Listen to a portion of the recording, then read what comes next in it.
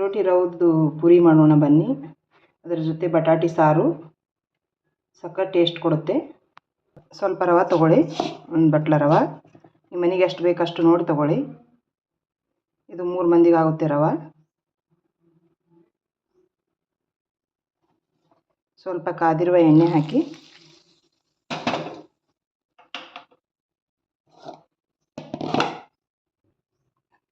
ಸ್ವಲ್ಪ ನೀರು ಹಾಕಿ ನಾದೋಣ ಬನ್ನಿ. ರವೆ ನಾದಿ 10 ರಿಂದ 15 ನಿಮಿಷ ನೆನೆ ಇಡೋಣ. ಬಟಾಟೆ ಸಾರು ಮಾಡೋಣ ಬನ್ನಿ. ಗ್ಯಾಸ್ ಮೇಲೆ ಒಂದು ಕಡಾಯಿ ಇಡಿ.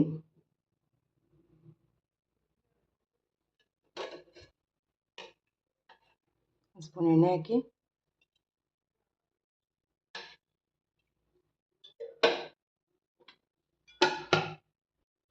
ಸ್ವಲ್ಪ ಸಾಸಿವೆ ಹಾಕಿ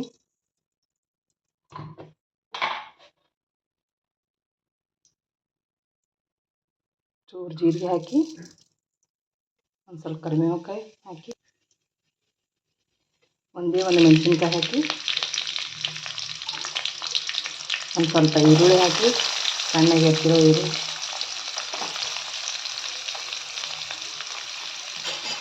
ಸ್ವಲ್ಪ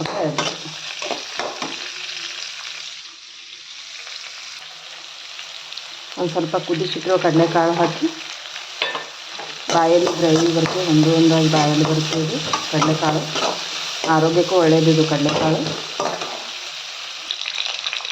ಬೇಯಿಸಿಟ್ಟಿರೋ 2 ಆಲೂಗಡ್ಡೆ ಹಾಕಿ ಬೇಯಿಸಿಟ್ಟಿರೋ ಆಲೂಗಡ್ಡೆ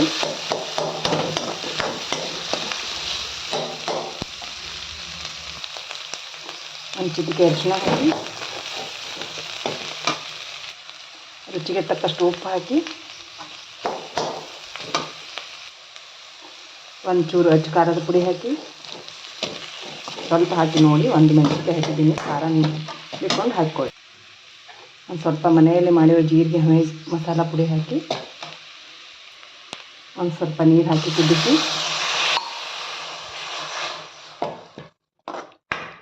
10 ನಿಮಿಷ ಕುದಿಸಿ. ಒಂದು 10 ನಿಮಿಷ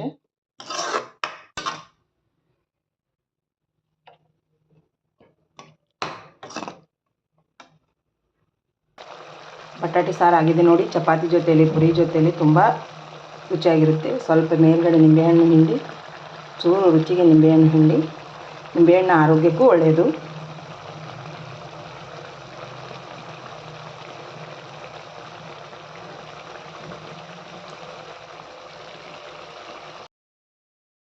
ಹಿಟ್ಟು ನೆಂದಿದೆ ನೋಡಿ.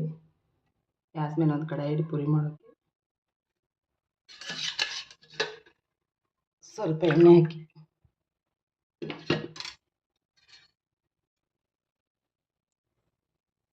ಎಣ್ಣೆ ಕಾದಿದೆ ನೋಡಿ.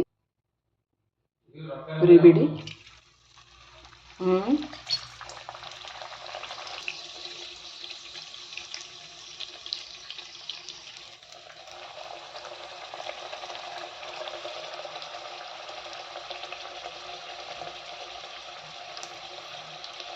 ಪುರಿ ಕೆಂಪಾಗುತ್ತನ ಕರೀರಿ. ಉಬ್ಬಿಲಿ ಇರ್ತದೆ ನೋಡಿ.